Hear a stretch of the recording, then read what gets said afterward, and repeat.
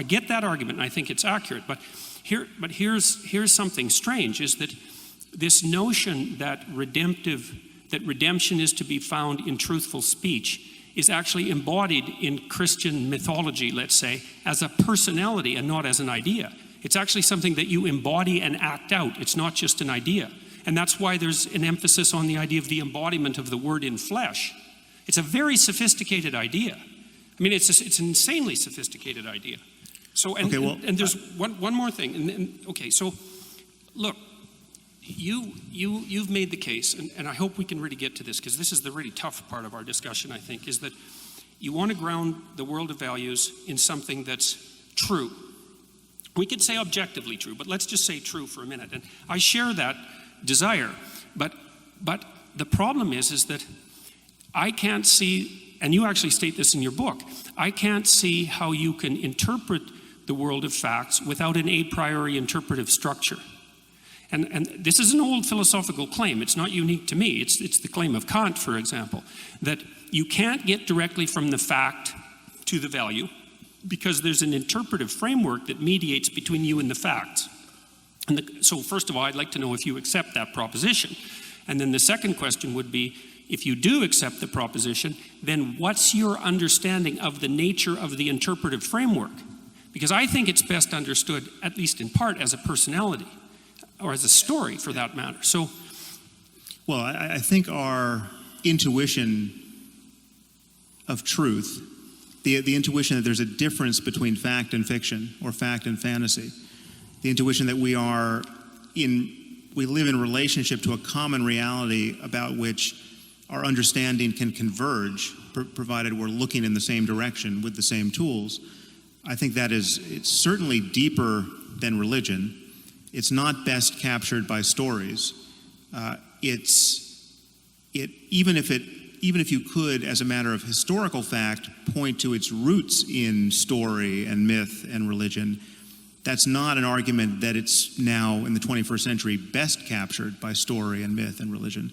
I think it is a fundamental intuition to which our sanity, both personally and intersubjectively, is anchored. I mean, to lose a sense of objective reality is to lose the platform on which you can communicate with anyone, and or rationally expect anything to happen a moment from now. To think that your memory represents something about a prior state of the world, and your beliefs represent something about a possible state in the future, all of this is anchored to a sense that there's a difference between knowing something really and just imagining it, right? There's a difference between perception and hallucination. All of these distinctions are born of this intuition.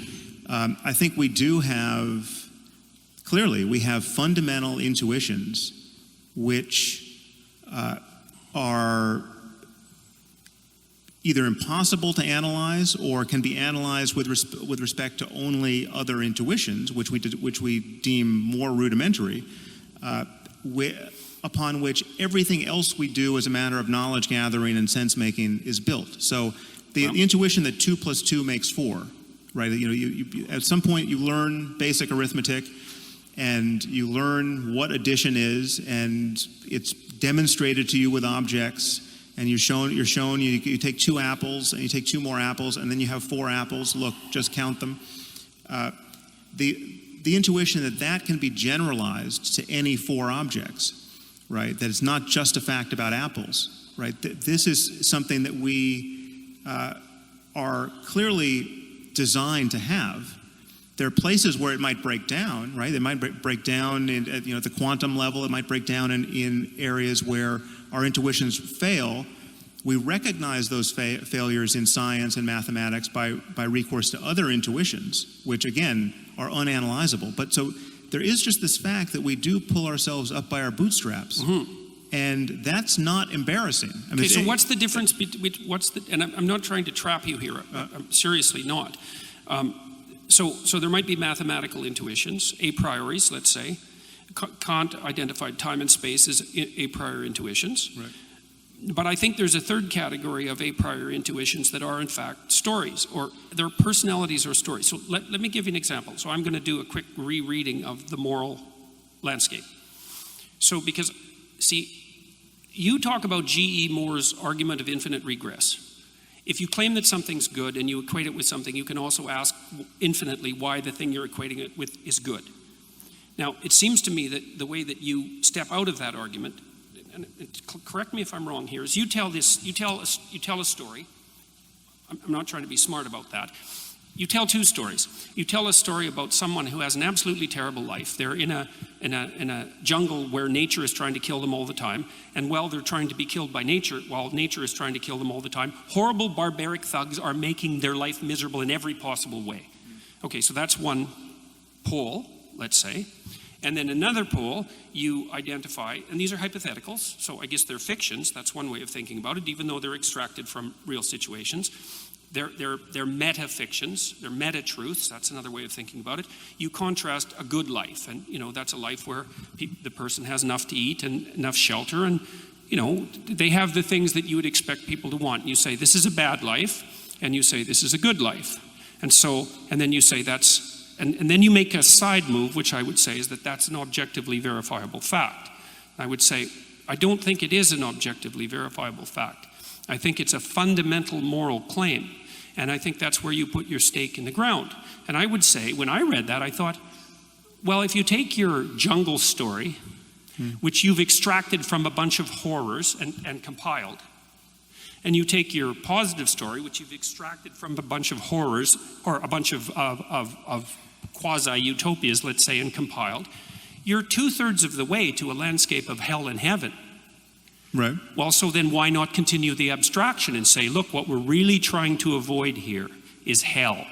Oh, yeah. What we're really trying to move towards is heaven. Yeah, but well, no, as soon as you do that, you're in a religious landscape. No, but my name for hell is...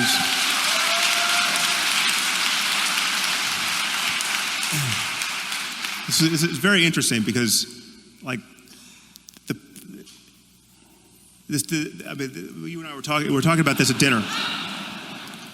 We were talking about this at dinner and how the overlap or lack of overlap between our audiences, and so like I just heard from your audience there, and you might have heard from the odd convert. But what's amazing to me is I have to do some work to figure out what point they think you made. Because wait a second. Wait, no. Hold on. No. And I said if you're going to produce a fiction, why not go right to the end? Okay, because you did produce a fiction. You can tell stories by way of communicating certain ideas. I mean, that's obviously. I'm not saying stories aren't incredibly powerful and useful and inevitable, right? It's like Wait, I think you are. You might not be saying that they're not inevitable, but you are debating their utility and power. Because you said that you don't need the story as an intermediary. I'm not. So now we have a few doors open here, which I think we should extract the most out of these areas that we've touched and not run on to something else. So I think there's